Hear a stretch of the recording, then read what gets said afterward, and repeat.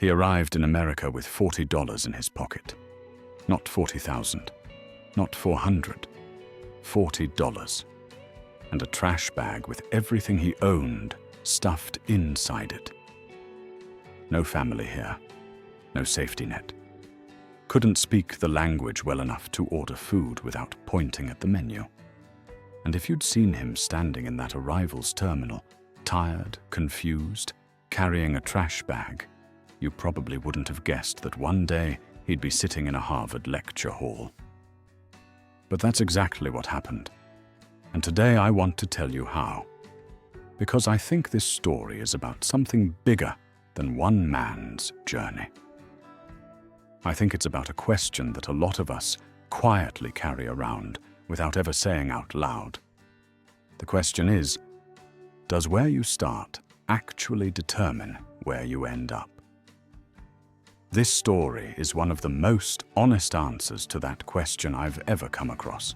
Liz Murray grew up in the Bronx. Now, I want to be careful here, because it's easy to hear a story like this and think, okay, tough childhood. I've heard this before. But I want you to actually picture this for a second. Her parents were both addicts, severely. There were stretches of her childhood where there was genuinely no food in the apartment. Not like the fridge is almost empty kind of no food. Like nothing. Days of nothing. She and her sister slept in the same bed to stay warm. They wore the same clothes for weeks. Liz missed so much school that by the time she was a teenager, she had barely attended. At 15 years old, her mother died of AIDS. And shortly after that, Liz found herself homeless, living on the streets of New York City, rotating between the subway, friends' floors, and park benches. Now, I'm not telling you this to shock you. I'm telling you this because I want you to hold this image for the rest of the story. I want you to remember where she was standing when she made the decision that changed everything. Because here's what happened next. At 16, homeless, grieving her mother, with almost no formal education, Liz Murray walked into a high school and enrolled. Think about that for a second. Not just what she did, but what it took to do it. She had every reason in the world not to. She had no home to go home to and do homework. She had no stable meals. She had no one pushing her. She just decided.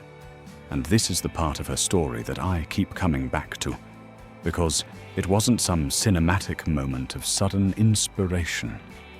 She talked about it later in interviews, and she was very honest about it. She said she was exhausted. She was grieving. She had no idea if it would work. But she had watched her parents spend their entire lives waiting for something to rescue them. And she made a quiet decision that she was not going to do the same thing. She was going to rescue herself. So she enrolled, and she started showing up. Some nights, she did her homework on the subway because that's where she slept. She'd ride the train back and forth through the night, textbook open on her lap, trying to stay awake under the fluorescent lights. Other nights, she'd find a 24-hour diner and nurse a coffee for hours just to have a warm place to sit and study. She did this every single day. Here's where the story gets almost hard to believe, except that it's completely documented. Liz was so driven and so focused once she started that she completed 4 years of high school in 2 years. 2 years. While homeless, she graduated with straight A's, and during that time, she applied for a New York Times scholarship program for students in need. She wrote an essay about her life, about her mother, about the streets, about what she believed education could do. The committee that reviewed applications said they'd never read anything like it. She got the scholarship, and with it, she got into Harvard University. Let me just say that again slowly, because I think it deserves a moment. a girl who spent her teenage years homeless on the streets of New York City, walked into Harvard. Not because someone rescued her, not because she was handed anything, because she decided, in the middle of the worst circumstances imaginable, that she was going to outwork her situation one day at a time. Now, I want to be honest about something, because I think the "she got into Harvard" part of this story can accidentally undermine the real lesson if we're not careful.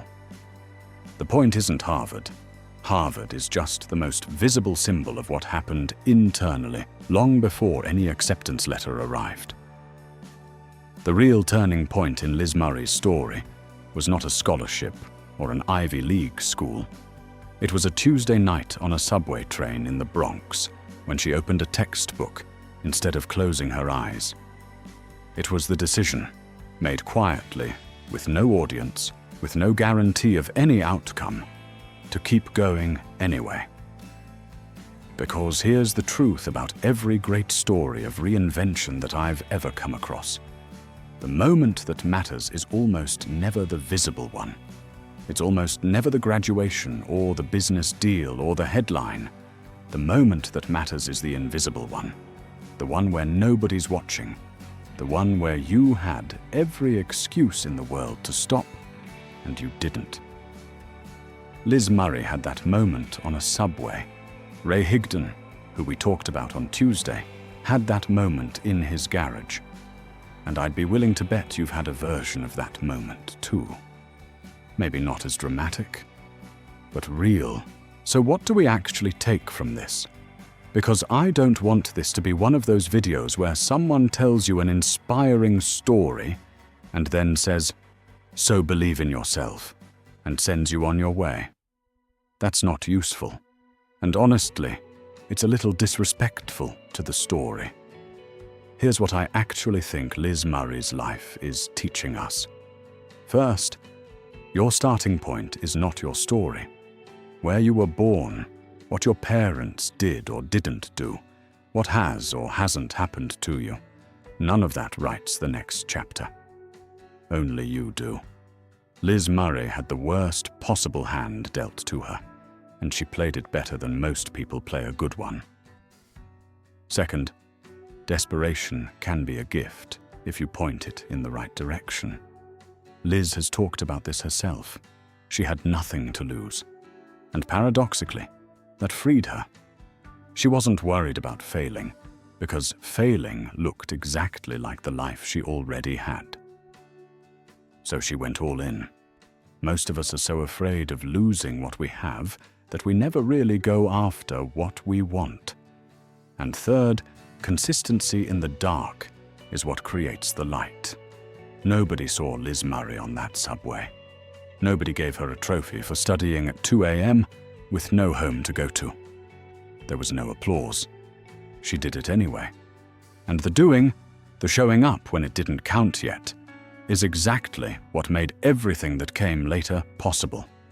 The work you do when no one is watching is the most important work you will ever do.